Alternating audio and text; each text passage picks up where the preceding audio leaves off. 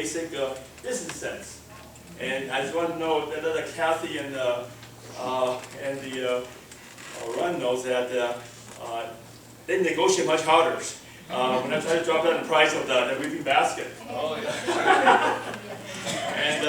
And every time I thought about it, I always thought about what Guillermo, my conscience, always telling me, don't negotiate too hard, don't negotiate too hard. But I always told them, I'm Chinese, not a saint. So I think I always frustrate him a little bit here and there. So, also, another fascinating part is they told us that they retired or left for southern part of California. And I said, wow, I spent 4 hot, humid summers down in Panama. And our mission trip was only 10 to 14 days long. And they spent 10 years in the jungle of Panama. And so we've been looking for him, and really want to thank them for what they did for the people of Yunnan. Then our mission committees, their infinite wisdom, decided that we should have a English-speaking mission speakers for this year.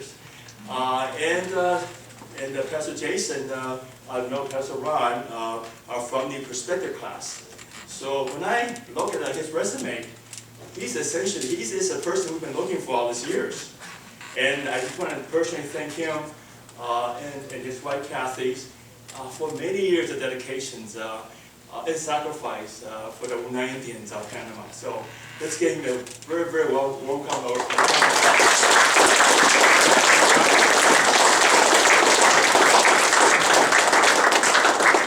He's a rascal. He didn't tell me he knew about the Monan people. My goodness. Wow. What village, do you remember what village you went to? Rusa, maybe? Very close to Santa Fe.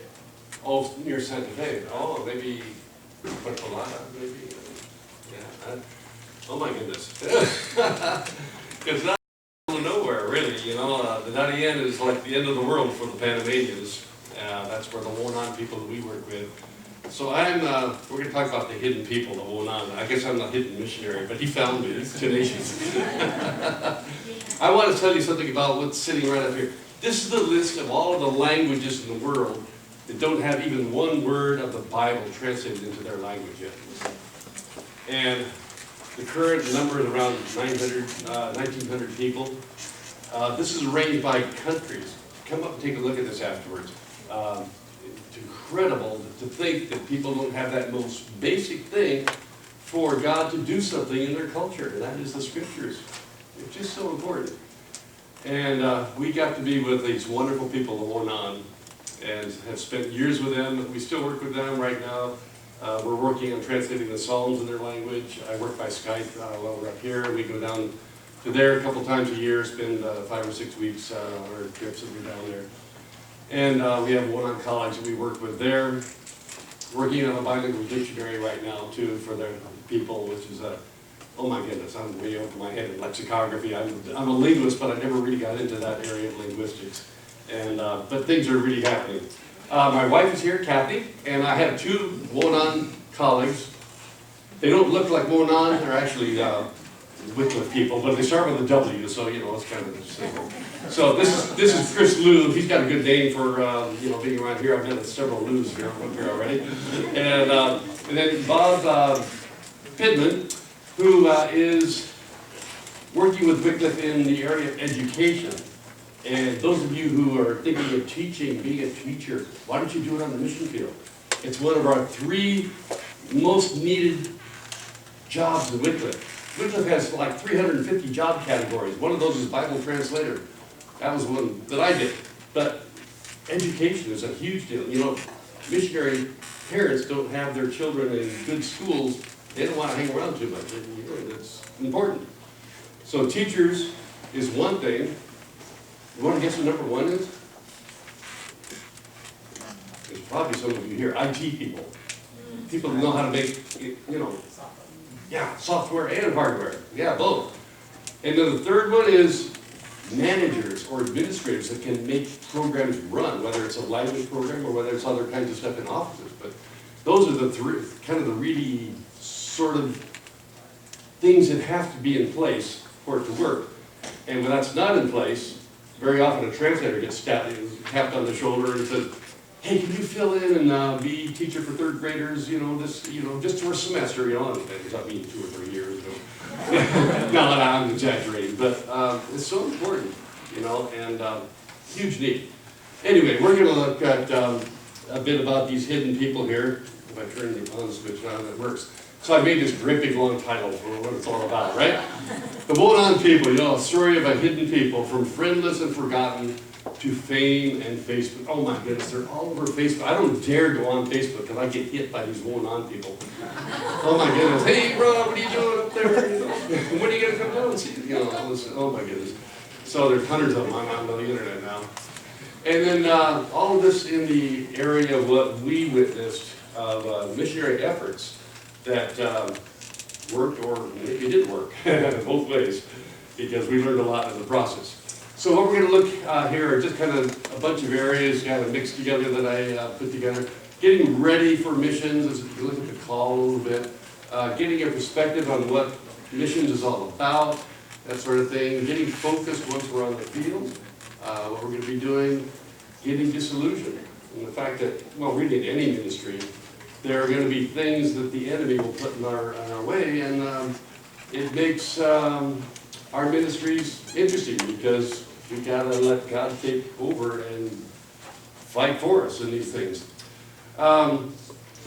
Getting attacked, the opposition that we find sometimes in ministry, and then getting results. So we're going to go through these things kind of one by one, starting with kind of getting ready. And there's some myths about missions that we want to kind of dispel along the way here.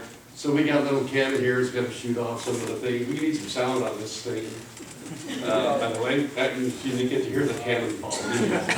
It's actually there. It was a silent cannon. But next time we have a cannon here. So understanding God's call. I mean, this idea of God calling a missionary. And we get it all the time. Well, how did God happen to call you as a missionary of all things? It ought to be turned around the other way. Well, how did God call you to kind of settle down in suburbia America? Because the call in Scripture is so obvious that simply obeying God and being involved in what He wants us to do and reaching out to people, it's kind of what we're to do. Anyway, we get this thing about God's call. So I want to share my personal favorite definition of a call, okay? And it's this: a call is a conviction, which, when faced with facts, continues to grow until it becomes a question of obedience or unobedience. A call is a conviction, and it starts to grow. And you hear information, you get information, and that conviction keeps growing in you until it becomes a question of, hey, am I going to obey or am I going to disobey? That's what I consider a call. So very few people have a lightning bolt sort of call from heaven like the Apostle Paul did. It happens, I guess. I've heard some testimonies, but more often it's a process of understanding something about missions, and all of a sudden, oh wow, I could be a teacher and further missions on the field.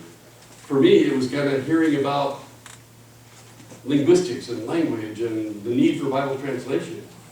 And for me, it was like, wow. See, I wanted to kind of answer the call to missions, but I didn't really know what to do. I was not a preacher or a high-powered evangelist or something like that. I thought you had to be a missionary. And when I heard that you could just kind of do a Bible translation, well, that would be awesome, And then God's got His tool to kind of do the work in people's hearts, And so it just really appealed to me on that basis. Well, here's the myth number 2. Let's see if we got a cannonball here. Yeah, all right. So the idea that we dispel, I totally forgot to tell you about that. Well, I'm just going to wait for God's call to happen, right? No. There's lots you can do. And I just thought of 3 things that maybe you don't think about. One here is kind of the big picture sort of a thing. And I always see you have a perspective thing up in your bulletin board there. Perspectives on the World Christian Movement is the best way to understand the big picture of what missions is all about. It's not a Wycliffe sort of thing. I teach it a lot, but it's a comprehensive look at the Bible basis of missions, the history of missions all the way from the time of Abraham all the way up to the present, and then the strategic way of looking at how do we finish the task of the Great Commission. And then there's some cultural and language parts of it. That's the parts that I usually teach. And it's a great thing. I got a little video clip here. It's not less than a minute, but kind of shows you, hey, this is something I need to go.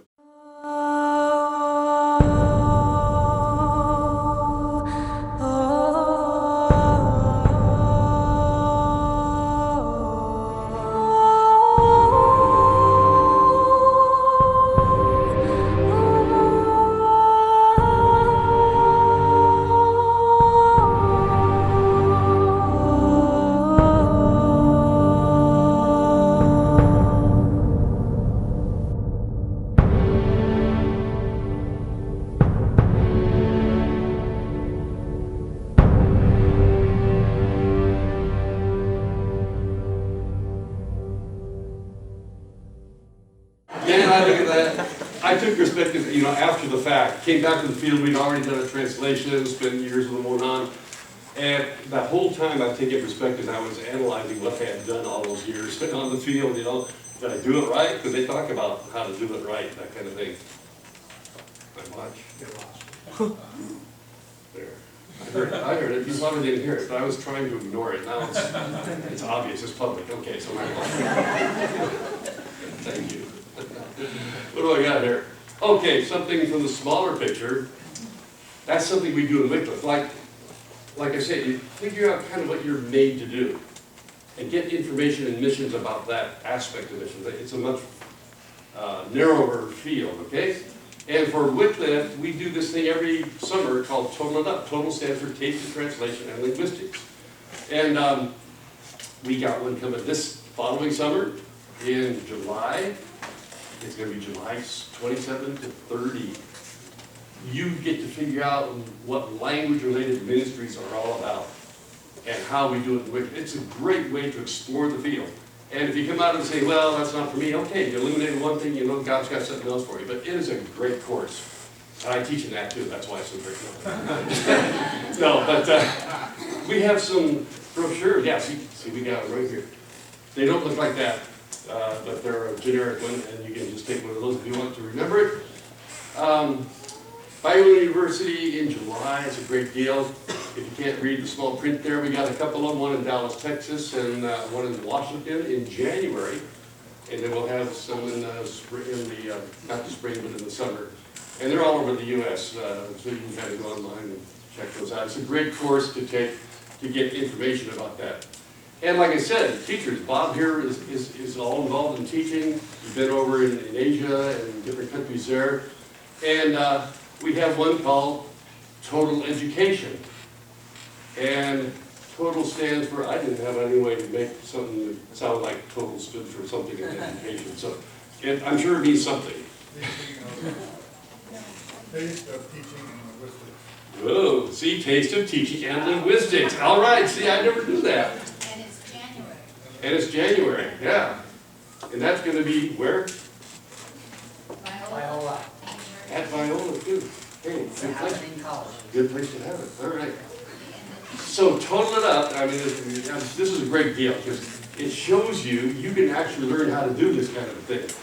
And total it up, you go there. One of the things we do is we put you in small little language learning groups and show you how to learn a language the linguistic way. And it's an amazing thing. In just 4 days, you come out being able to do a little presentation to the rest of the group in the language you studied, and I'm always amazed by this whole thing. But it really takes the fear out of being involved in translation and so forth.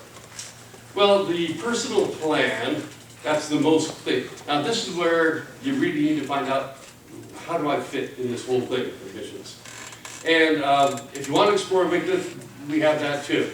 And you can put your name in there, blah, blah, blah, blah. And Chris just happens to have some cards here. Stand up, Chris, and show them what you have. And if you would like one of these, he would sell them to you at a very reasonable cost this morning. No, he won't charge you anything. You just have to give your life away, that's all. No. Those are things that you can sign up for. You have to be like in college, or you have to be at least 30 years old. How's that work? Well, if you're a really committed high school senior, junior, Okay, high school. I'll take it. Yeah, because it's kind of saying, hey, I'm really interested in Wycliffe, but I really want to know more. So it's a good deal. Well, actually, like I said, we actually have a high school gal who's really into sign languages. And we have like 400 different sign language translations. And the first time she went to Taste of Translation Linguistics, she was a sophomore in high school. She really got into it. Next year she brought her mom. Who knows what she'll bring next year? Your grandmother. So she loves it so much, she's like going 2 or 3 years in a row. But I've got her pegged to go into sign language translation, but she's like a sophomore, junior in high school. So don't let anybody look down on you because you're young. Yeah. And Kathy's got some cards in her hand too. Tell us what those are. These are for to sign up for prayer. You can be any age. It has a little box that said you have to be 18. But if you're not 18, and I see some of you that might be younger than 18, God talked to me when I was 10 years old to do missions, and I never went backwards. So you can get your parents to sign up. And what they do, Wycliffe sends you it's a weekly update of people to pray for, and that's something you can do. It's a map on your wall of the world, and you can get those people and start praying for them. And that's an amazing thing, so that God will send maybe you, yourself someday, or somebody else. And it's an amazing thing. This is something that I have, if you're interested, you can come up afterwards. It's called the Bibleist People's Prayer Project. You get to pray for one of these people who don't have scripture until they do. So it's long term, or it could be short, because as soon as somebody enters in that area of the world and works in this people group, you get notified and you know what's happening to your people group. So it's a great thing to be praying for. Now, I was going to have a strategy map. I thought it'd be too boring for some of you younger people. So we just eliminated that from the PowerPoint thing. And, but it is a way to know what's ahead if you're thinking of missions and what kind of the steps are involved in that. So we're not going to do that. Oh, we got this in here though, because I talk about how do you know what you're going to be doing in missions, or any ministry really. And I like to tell people, your ministry should match what you're passionate about. It should match what your giftings are and what your talents are. You see, when that happens, then you don't burn out no matter how heavily you're involved in it.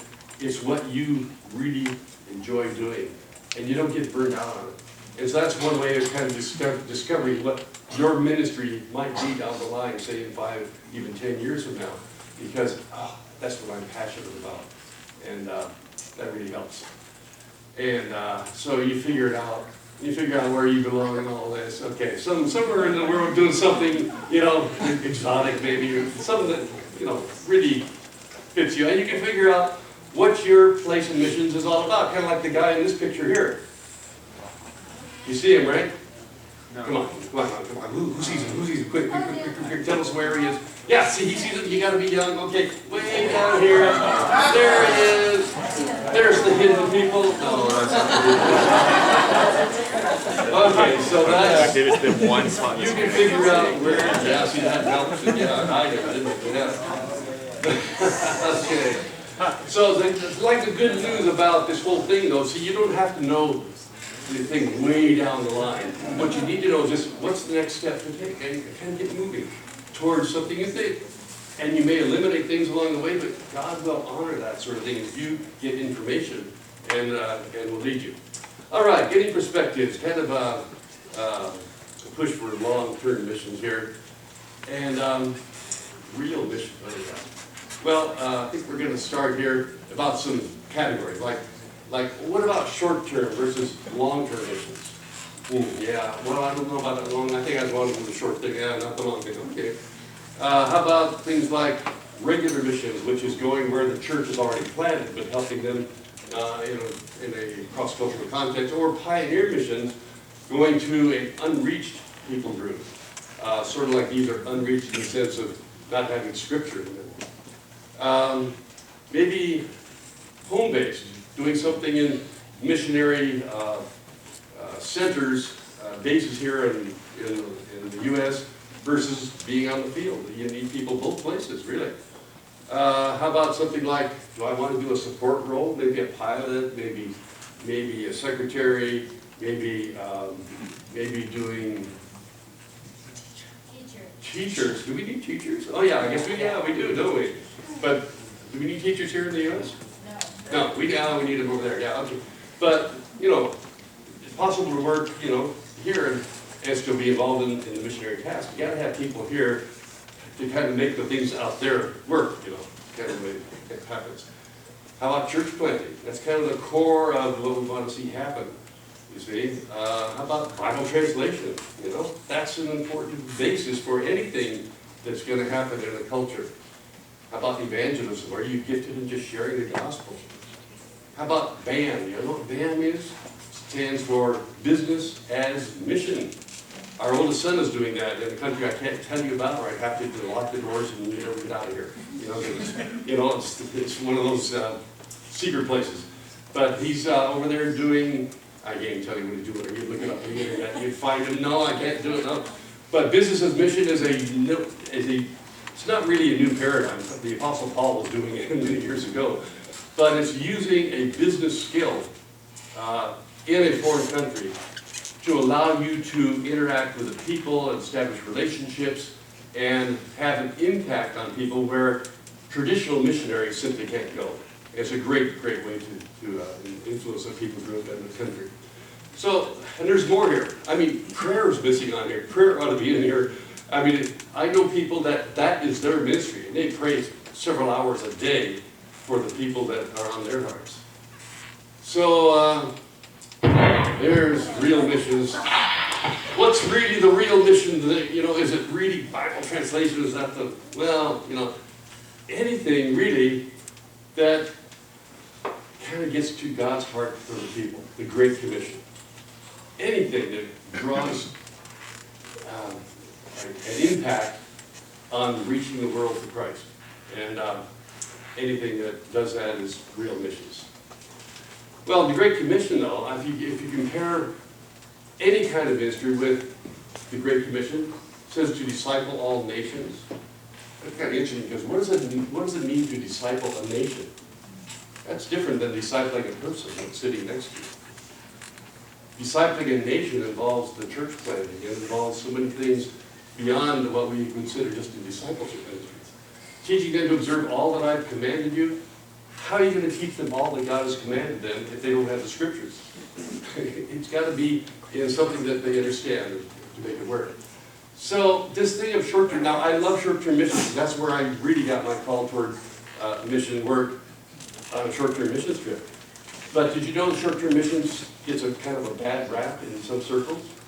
Let me show you what some of the not secular people have talked about. In the Washington Post, they call it religious tourism, undertaken by vacationaries. Ooh, kind of stings, And then Princeton Review, here's what they said. 1.6 billion took short-term mission trips this year. Average 8 days, total cost $2.4 billion. The vacation destinies were especially popular. The Bahamas, or I don't know, Hawaii, something like that. Well, it gets a bad rap. There's nothing wrong with short-term missions, but in a sense, it's not an end in itself. It's a contribution toward the general, larger picture of missions going on in the countries, and stepping in there and allowing things to happen that help that ministry to grow and that people group.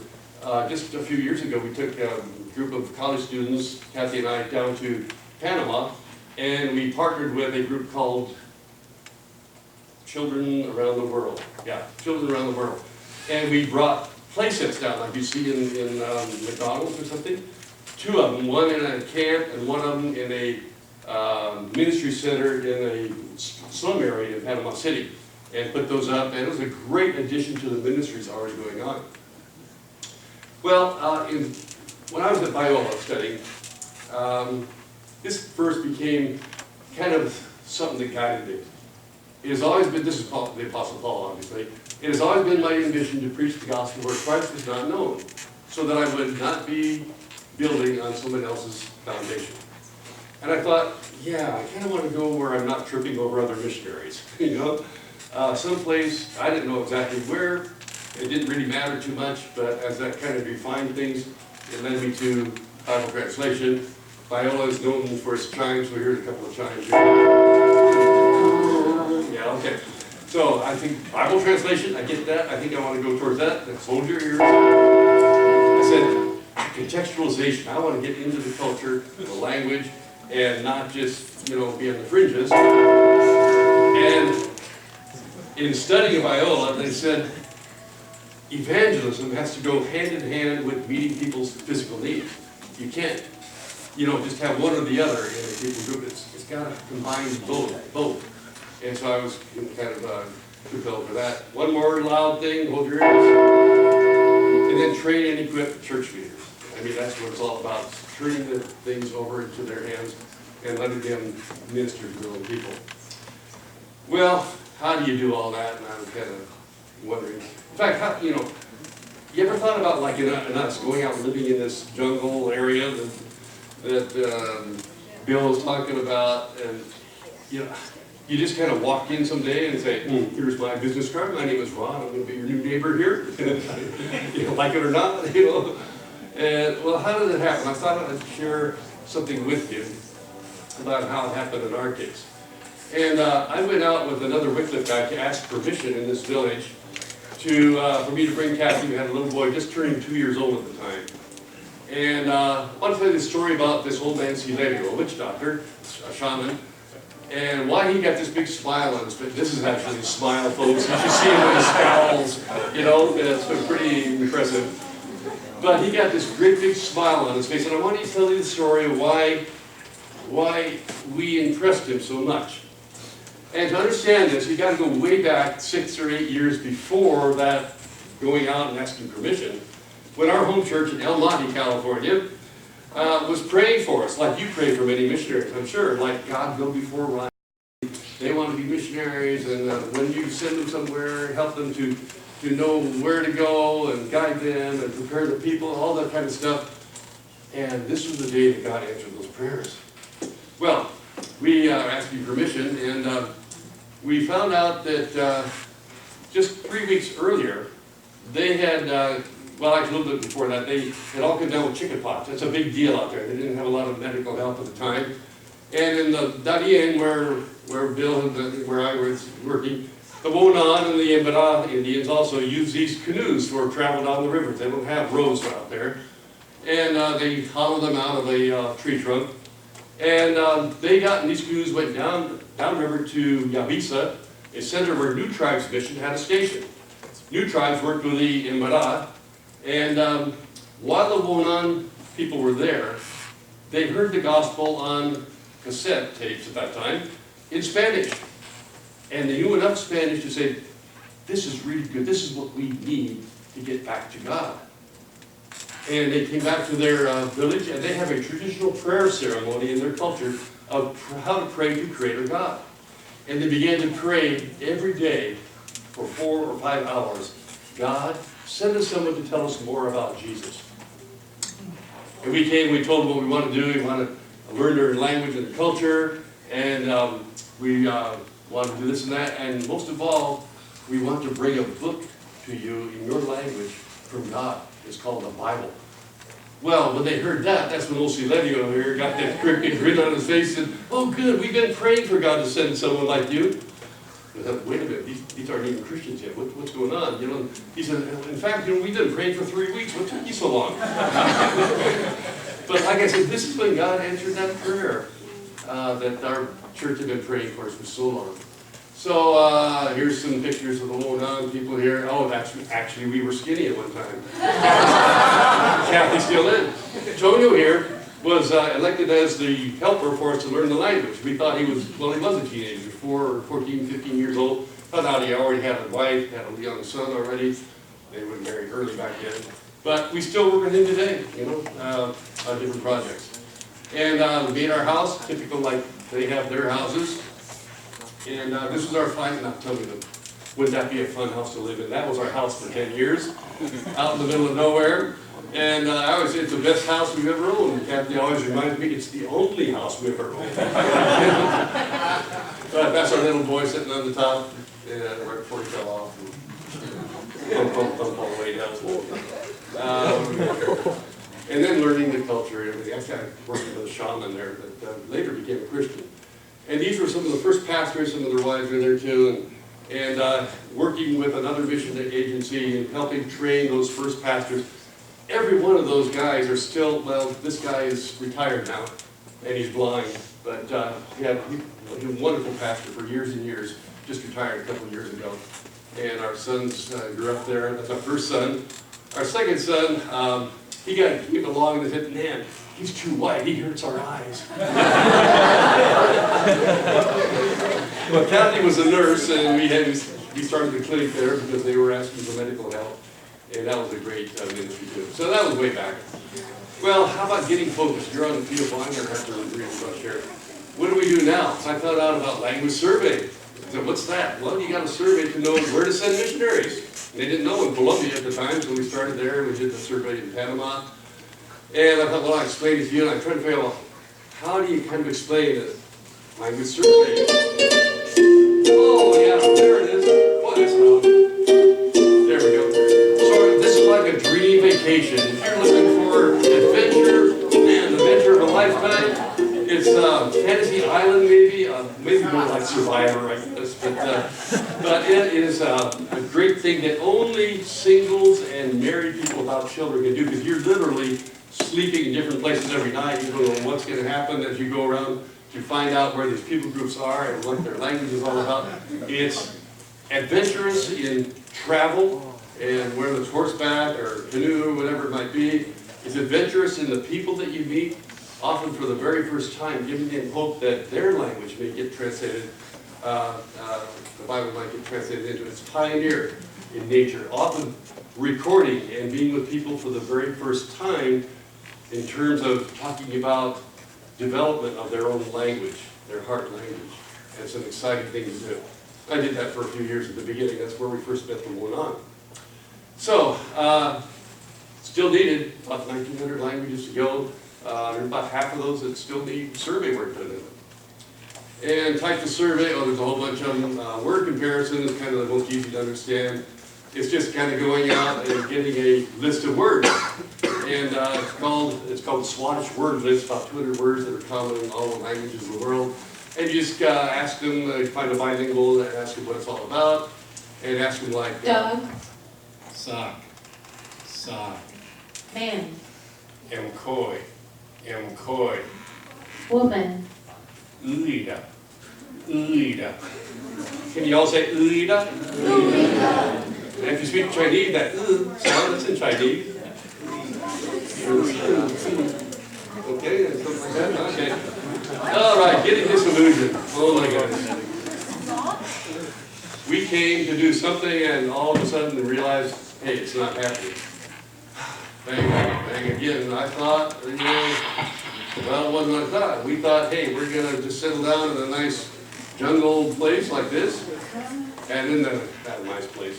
This is what village, I don't even remember what village this is. It's not the one you went to, it might be, no it's not.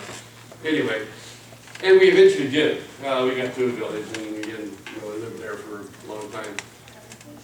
That's Capiti? Oh yeah, you did actually. And we ended up in Colombia. They said, hey, we need a government relations guy. And I worked in their office for almost a year. Kathy worked in a guest house that we had, working with the people that cooked there and everything. And we said, hey, what happened to our dream about being Bible translators? Like I said, you get tapped on the shoulder if you know that you need a teacher or whatever it is.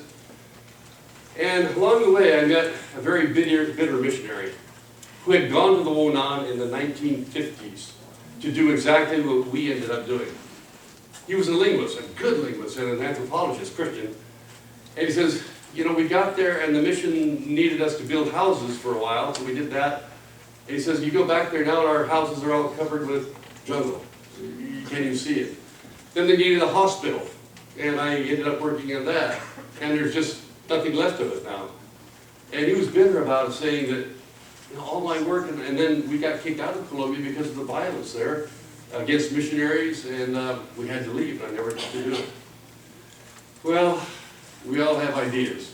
And when we came, you know, we were young, and we realized that there was a long line of missionaries long before we got there in the area, and they were looking at us and saying, because these other missionaries were doing really practical stuff, and they were looking at us like, well, what are you going to do for us? Well, I know how to write languages down, and I can use phonetics. Well, that's not very practical, you know. Well, these missionaries were still around, and they had different ideas about things. Like, hey, forget that cultural stuff. I mean, you know, you're Christians now, that culture, that's all evil. Well, that's not what we think, you know. And there was another missionary group heavily involved in holistic stuff. Their message was, hey, just forget that Spanish stuff. I mean, our parents, they came from Germany to the U.S., we all learned English. You guys should just, hey, learn Spanish, get over it, you know. And then there was another lady who turned into a translator, and she didn't like the people doing doing the practical stuff, because she said, that's just the social gospel, not real missions like we're talking about. What's real mission? And finally there was another guy, independent guy, who was wanting to build churches for everybody. And they built these churches in the different villages. And back then especially, it was kind of a shock to the whole non, because in their traditional prayer ceremony, you have to do it in a roundhouse. That's the kind of a house that you pray to God in. And a square house is Latino house, or it's even worse, it's Dusan's house, it's the demon's house. So here we are with all these different ideas, and what are we going to do? Do we just kind of draw back and say, I'm just going to do my own thing? Or do we shoot down and say, no, maybe we should cooperate? And what in fact do we do? And we opted to cooperate, because we wanted to have a united front against the people that live in there and that we were targeting. So we're going to stop there because we're out of time.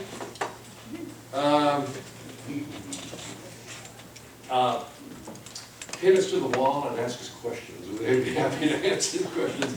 And we'll kind of stop there and do what we need to do next. Want me to pray? Yeah, I didn't bring it how to pray. Oh, yeah, okay. Great. It's been great to be with you. Let's just ask God to continue the thoughts that we've had.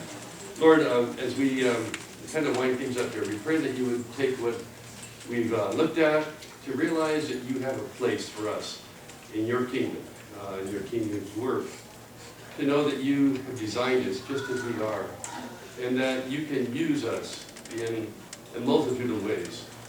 Thank you so much for calling us to be partners with what you're doing among the peoples of the world. It's such a privilege, Lord, and we just thank you for that. And today especially, as this conference and focus on missions has taken place, would you just seal to our hearts those things that have impressed us, that your Holy Spirit might continue his work in each one of our lives. And we thank you for this, because you love us and we love you. In Jesus' name we pray. Amen.